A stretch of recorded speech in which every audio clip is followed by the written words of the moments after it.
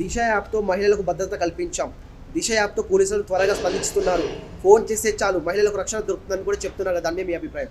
జగన్మోహన్ రెడ్డి గారి మాటలు కోటలు దాటుతూ ఉంటాయి. నిజంగా నువ్వు దిశ యాప్ ద్వారా మేలు జరుగుంటే ఈరోజు రాష్ట్రంలో అత్యధికంగా రాష్ట్రంలో మహిళలపైన అత్యాచారాలు ఎందుకు జరుగుతాయండి? ఈరోజు జరిగితే వాళ్ళపైన ఇప్పటి వరకు అత్యాచారాలు జరిగిన మహిళలు కంప్లైంట్ ఇస్తే ఈ రోజు వరకు చర్యలు తీసుకోలేదు జగన్మోహన్ రెడ్డి గారు. రాష్ట్రంలో మహిళలకు అన్యాయం చేశాడు. తీరా ఈయన ఇంట్లో ఉండే ఆడబిడ్డలకే అన్యాయం చేసిన ఈ జగన్మోహన్ రెడ్డి రాష్ట్రంలో మహిళలకు ఏ విధంగా న్యాయం చేస్తాడయ్యా? 30,000 మంది మహిళలు కూడా తప్పిపోయారు కదా, దాని మీద మీ అభిప్రాయం? ఒకటి, ఈ జగన్మోహన్ రెడ్డి గారు ఒకటి కాదు రెండు కాదు అనేక సందర్భాల్లో ఎన్నో మాటలు చెప్తాడు. చేతలు లేకొచ్చేదానికి కనీసం అది తన గడప కూడా దాటవు. అదేవిధంగా ఈ రోజులో ఇంతమంది మహిళలు తప్పిపోతే కనీసం చర్యలు తీసుకోకుండా, ప్రభుత్వాన్ని కోఆర్డినేట్ చేయకుండా, ఏం చేయకుండా తన పనేంటో తాను చూసుకుంటూ పోతూ ఉన్నాడు. ఈరోజు రాష్ట్రంలో ఒక మహిళా హోంమంత్రి ఉందే కానీ పేరుకే, కానీ రియాలిటీకి అదేమి సంబంధం లేకుండా ఉంది. ఈ విధంగా ఉంది నేడు పరిస్థితి. ఆరోగ్యశ్రీని అత్యుత్తమ స్థాయిలో భరించాం, లంచాలకు వివక్షలకు తావు లేకుండా సంక్షేమాలను అందిస్తున్నామని చెప్తున్నారు కదా. ఈయన ఆరోగ్యశ్రీ అంటే జనాలు నవ్వుతారు. ఎందుకంటే ఆరోగ్యశ్రీని ఒకప్పుడు ఆరోగ్యవంతంగా తయారు చేస్తానని చెప్పిన ఈ జగన్మోహన్ రెడ్డి గారు ఈరోజు ఆరోగ్యశ్రీ బిల్లులు రావటం లేదని, ఆరోగ్యశ్రీ హాస్పిటల్ ఏ హాస్పిటల్ యాక్సెప్ట్ చేయడం లేదంటే దాన్ని బట్టి అర్థం చేసుకోండి జగన్మోహన్ రెడ్డి గారు పరిస్థితి ఏ విధంగా ఉందో, జగన్మోహన్ రెడ్డి గారు ఏ సిచ్యువేషన్లో ఉన్నారో ఈరోజు తెలుస్తూ ఉంది. ఇవాళ జరుగుతోంది కులాల మధ్య యుద్ధం కాదు. ఓసీలో కూడా నిరుపేదలు ఉన్నారు. పేదలు ఓవైపు ఉంటే పెత్తందారులు మరోవైపు ఉన్నారని కూడా ఆయన అభిప్రాయపడుతున్నారు కదా. అవును, జగన్మోహన్ రెడ్డి గారిలో ఈ మాట ఏ విధంగా అంటే రివర్స్ లో చెప్తూ ఉన్నాడు. ఈ రోజు పేదలకి పెత్తందారులకి యుద్ధమే అయ్యా జగన్ రెడ్డి. నువ్వు ప్రతి సభలో అంటావు పేదలు పెత్తందారులని. ఎవరు పేదవాళ్ళు, ఎవరు పెత్తందారులు? నువ్వు మాటికొస్తే పేదలు పెత్తందారులు అంటావు. నీ దృష్టిలో పేదలంటే ఊరికి ఒక ప్యాలెస్ ఉండేవాడు పేదవాడా? నువ్వు పెత్తందారుడివి. ఎందుకంటున్నావు తెలుసా? ఇడుపులపాయలో ఒక ఇల్లు, కడపలో ఒక ఇల్లు, తాడేపల్లిలో ఒక ఇల్లు, హైదరాబాద్ లో లోటస్ పాండ్, బెంగళూరులో ఒక ప్యాలెస్, విశాఖపట్నంలో ఒక ప్యాలెస్. ఇన్ని ప్యాలెస్లు ఉండేవాడు పేదవాడు ఎలా అవుతాడు? నిజమైన పెత్తందారుడు ఇన్ని ప్యాలెస్లు ఉండేవాడే కదా. ఈ విధంగా ప్యాలెస్లున్న నువ్వే ఒక పెత్తందారుడు కదా యా జగన్ రెడ్డి. జగన్ ఎప్పుడు పేదవాడిపై ఉంటాడు. జగన్ గెలిస్తే పేదవాడికి న్యాయం జరుగుతుంది. మీ జగన్ ఉంటే పేదవాడు బాగుపడతారని కూడా అంటున్నారు. అబద్ధం. ఎలాగంటే చెప్పమంటారా? జగన్మోహన్ రెడ్డి వెళ్ళిపోతే పేదవాడు బాగుపడతాడు. జగన్మోహన్ రెడ్డి ముఖ్యమంత్రిగా ఉంటే పేదవాడు చచ్చిపోతాడు. ఎందుకంటే ఈ రోజు కరెంటు ఛార్జీలు అన్నిసార్లు పెంచావు, పేదవాడు ఎలా భరిస్తాడు? నిత్యావసర సరుకులు పెంచావు, పేదవాడు ఎలా భరిస్తాడు? నువ్వు నిజంగా పేదల మంచి కోరుకునేవాడువైతే పేదలకి ఉచితంగా అన్ని ఇవ్వచ్చు కదయ్యా. ఒకప్పుడు రేషన్ లో 8 రకాలు ఇస్తూ ఉంటే ఈ రోజు రేషన్ లో 8 రకాలు ఇవ్వకుండా ఒక్క బియ్యం మాత్రమే ఇస్తున్నావు. ఆ బియ్యం కూడా ఎక్కడో వీధి చివరికి వెళ్ళి నిలబడుకొని అడుక్కొని తీసుకోవాల్సిన పరిస్థితికి తీసుకొచ్చావు కదయ్యా. దానికి సమాధానం చెప్పు. నువ్వు నిజంగా పేదల పక్షపాతవా? పేదల పక్షపాతమైతే ఈ రోజు పేదవాళ్ళు 3 పూట్ల తినే అన్నా క్యాంటీన్ ఎందుకు రద్దు చేశావు? అదే విధంగా ప్రతి పేదవాడికి పండుగ కానుకలు ఇచ్చి ఆదుకుంటూ ఉన్నాడు కదా నాటి ముఖ్యమంత్రి. అవెందుకు రద్దు చేశావు? దానికి సూటిగా సమాధానం చెప్పు. జగన్ ఉంటే లంచాలు లేకుండా బటన్లు కొనసాగుతాయి. జగన్ ఉంటేనే విలేజ్ క్లినిక్లు పనిచేస్తాయి.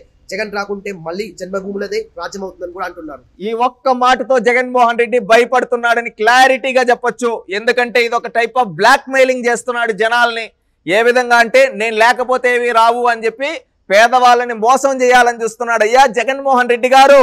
ఒకటి గుర్తుపెట్టుకోండి, మీరు పోతే పేదవాడికి ఇంకా ఎక్కువ సంక్షేమ పథకాలు వస్తాయి. మీరు పోతే పేదవాడు ఇంకా బాగుపడతాడు. మీరు పోతే పేదవాడు తన సొంత కాళ్ళపై నిలబడతాడు. మీరు పోతే పేదవాడికి ఆరోగ్యశ్రీ వస్తుంది. మీరు పోతే పేదవాడు ఆనందంగా తన పిల్లా పాపులతో ఉంటాడు. ఎందుకంటే మీరుంటే ఎందుకు రావో చెప్పమంటారా?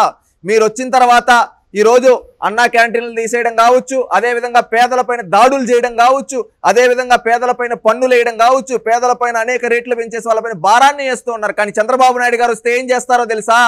రేట్లన్నీ తగ్గిస్తాడు. నీ విధంగా రేట్లు పెంచడు.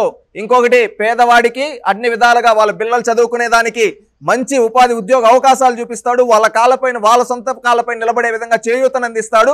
అదేవిధంగా సంక్షేమం అభివృద్ధి రెండు సమాంతరంగా నడిపిస్తాడు. దానివల్ల పేదరికం నిర్మూలన అనేది జరుగుతుంది. దానివల్ల రాష్ట్ర అభివృద్ధి అనేది జరుగుతుంది. కంపెనీలు తీసుకొని వస్తాడు. దాని నుంచి వచ్చిన పన్నుల్ని ఆదాయాన్ని సృష్టిస్తాడు. ఆ ఆదాయాన్ని మళ్ళీ పేదవాళ్ళకి పంచుతాడు. నీకు అది చేత కాదు గనుక ఈ రోజు ఈ విధంగా బ్లాక్ మెయిలింగ్ చేస్తూ ఉన్నావు. గుర్తుపెట్టుకో, ఆంధ్రప్రదేశ్ రాష్ట్రంలోని పేద ప్రజలంతా ఏకతాటిపైకి వచ్చి పెత్తందారుడైన నిన్ను ఓడించి మళ్ళీ వాళ్ళ సంక్షేమ ఫలాలు అభివృద్ధి ఫలాలు అందుకోబోతున్నారు. అది గుర్తుపెట్టుకో. సంక్షేమం కొనసాగాలంటే జగన్ సీఎంగా ఉండాలి. జగన్ చేయగలిగింది మాత్రమే చెబుతాడు, చంద్రబాబు మాత్రం ఎలాంటి అబద్ధమైన చెబుతాడని చెప్తున్నాడు. ఒక్కటి గుర్తుపెట్టుకోండి, జగన్మోహన్ రెడ్డి గారు నిస్సిగ్గుగా ఎలా అబద్ధాలు చెప్తున్నారు. ఏంటి నువ్వు చేయగలిగిందే చెబుతావా? ఆ మాట ఎలా అనగలుగుతున్నావయ్యా? ఒకప్పుడు 2019కి ముందు నీకు గుర్తు రాకపోతే నీ వైఎస్ఆర్సీపీ అఫిషియల్ యూట్యూబ్ ఛానల్ లేకో లేదా నీ సాక్షి ఛానల్లో ఉండే వార్తా పత్రికలకో లేదా నీ సాక్షి ఛానల్లో పెట్టుకొని చూడు, ఆ క్యాసెట్లు తెప్పించుకొని చూడు. ఆ రోజు నువ్వు అన్నావు నిలబడుకొని, రేపో మాపో మన ప్రభుత్వం వస్తుంది, మద్యపానం పూర్తిగా నిషేధం చేస్తాను, ఇదే యాంగిల్లో చెప్పావు. ఈ రోజు ఎందుకు చేయలేదు? దానికి సూటిగా అడుగుతూ ఉన్నావు, సమాధానం చెప్పు. ఆ రోజు చెప్పావు కదా, ఈ రోజు ఎందుకు చేయలేదు? నువ్వు చెప్పింది చేస్తా అని చెప్పుకుంటావు కదా, ఈ రోజు ఎందుకు చేయలేదు? దానికి సూటిగా అడుగుతూ ఉన్నావు మద్యపాన నిషేధం గురించి, దానికి సమాధానం చెప్పు. అది చేయలేక ఈ రోజు అబద్ధాలు చెప్తూ ఉన్నావు. ఆ రోజు నువ్వే అన్నావు కదా, సిపిఎస్ వారం రోజుల్లో రద్దు చేస్తా, సిపిఎస్ నాకు వదిలేయండి, అది వారం రోజుల పని అన్నావు. ఈ రోజు సిపిఎస్ ఎందుకు రద్దు చేయలేదు? దానికి సూటిగా అడుగుతూ ఉన్నావు. మళ్ళీ ఇంకొకటి అన్నావు, 2,30,30,000 ఉద్యోగాలు ఖాళీగా ఉన్నాయి, ఒకేసారి ఫిల్ చేస్తా. ఇది మాత్రమే కాదు, ప్రతి ఏటా జాబ్ క్యాలెండర్ ఇస్తా అని చేతులు ఇలా తిప్పావు కదయ్యా. ఈ రోజు ఎక్కడికి వెళ్ళింది జాబ్ క్యాలెండర్? ఎక్కడికి వెళ్ళాయి 2,30,30,000 ఉద్యోగాలు? మళ్ళీ ఇంకొకటి అన్నావు, ప్రతి ఏటా డిఎస్సి నిర్వహిస్తా, ఒకేసారి 30,000 ఉద్యోగాలు ఇస్తా, మన పిల్లలు కోచింగ్ సెంటర్లో మగ్గుతున్నారన్నావు కదయ్యా. ఈ రోజు ఆ డిఎస్సి ఎక్కడికి వెళ్ళిందయ్యా జగన్ రెడ్డి? దీనికి సూటిగా అడుగుతూ ఉన్నాం, సమాధానం చెప్పు. వీటికి సమాధానాలు చెప్పేది లేక, వీటికి ఏం చేయాలో తెలియక ఈరోజు తికమక పడుతూ నువ్వు ప్రజలందరినీ కన్ఫ్యూజ్ చేస్తూ ఈ విధంగా అబద్ధాలు, మళ్ళీ ఎన్నికలు వచ్చిన తర్వాత అబద్ధాలు చెబుతూ ఉన్నావంటే నీ పరిస్థితి, నీ మానసిక పరిస్థితి ఏ విధంగా ఉందో జనాలందరూ చూస్తూ ఉన్నారు. జగన్మోహన్ రెడ్డి గారు, మీరు ఇచ్చిన హామీ ఒక్కటి కూడా నెరవేర్చలేదు. ఈ రోజు నిస్సిగ్గుగా అబద్ధాలు చెప్తున్నారు. ఇకనైనా మారండి, ప్రజలకు క్షమాపణ చెప్పండి. ఎందుకంటే ఆ రోజు నేను తప్పుడు వాగ్దానాలు ఇచ్చాను, ప్రజల్ని మోసం చేశాను, నన్ను క్షమించండి అని నువ్వు రాష్ట్ర ప్రజలకి క్షమాపణ చెప్పు. అప్పుడు ప్రజలు క్షమిస్తారు. లేకపోతే నిన్ను, నీ పార్టీని బంగాళాఖాతంలో కలపడానికి రాష్ట్ర ప్రజలంతా సంసిద్ధంగా ఉన్నారు.